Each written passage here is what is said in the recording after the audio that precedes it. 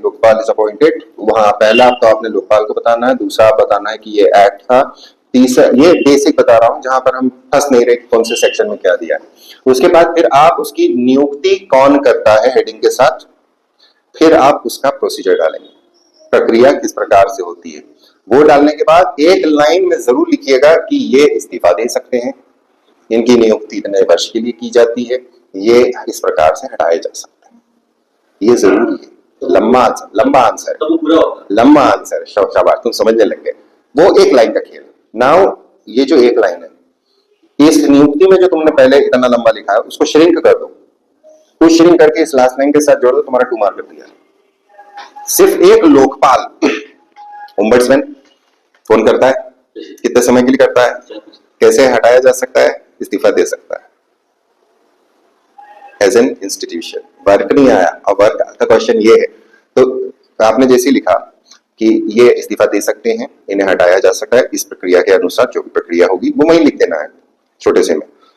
और ये इतने साल तक, अब मेरी बहुत ध्यान से इस चीज को अंडरस्टैंड करने की कोशिश करना, यही शब्द यहीं क्यों यूज किया गया, इतने साल तक अपने पद पर रहते हुए निम्नलिखित फंक्शंस परफॉर्म करते हैं।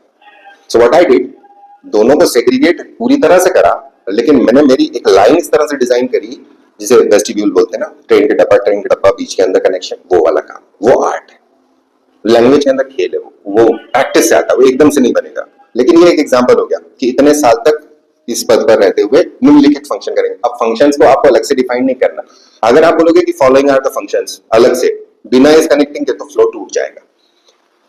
तो वो फ्लो को हम जितना हो सके उतना मेंटेन कर लें, वो बेटर होता है, ताकि सामने वाला पढ़े तो सही, नहीं तो वो सिर्फ कीवर्ड देखेगा। हमारी प्रॉब्लम ये नहीं कि हम क्या लिख रहे हैं, हमारी प्रॉब्लम ये है कि हमने जो लिखा है वो पढ़ा कैसे रहे। असल खेल है पढ़ाना। सामने वाला तो ओपन बोल के बैठेगा, तुम्हें हिम्मत है तुम पढ़वा लो हमसे, हम नहीं पढ़ रहे। हम दिखते बड़े दिग्गज हैं कि हम तो यूं देखेंगे और स्कैन कर लेंगे, हाँ ये भी शब्द आ गया, ठीक है। उसके बाद आप इसे फंक्शन डाल दीजिए। अब फंक्शंस के अंदर ये बेसिक हो गया, जो भी किताब से आपने पढ़ा, लक्ष्मीकांत से भी पढ़ा ना, तो कोई समस्या नहीं, वहां के शब्द लिख दीजिए, ये आपका बेसिक आंसर तैयार हो गया। नाउ कोरिलेट दिस, अब इसको सुपर इम्पोज कर दीजिए। अब सुपर इम्पोजिशन करने का मतलब यहाँ पर आंसर आपका डिमांड के तौर के ऊपर अबव एवरेज तैयार हो गया। डिमांड फुलफिल है, जो क्वेश्चन ने पूछा वो फुलफिल्ड है, मेरे हिसाब से कंप्लीट नहीं है। 2 पेज का आंसर मेरे हिसाब से इट्स नॉट कंप्लीट। अगर मैं ये तैयारी कर रहा हूं तो मुझे जो आपने बताया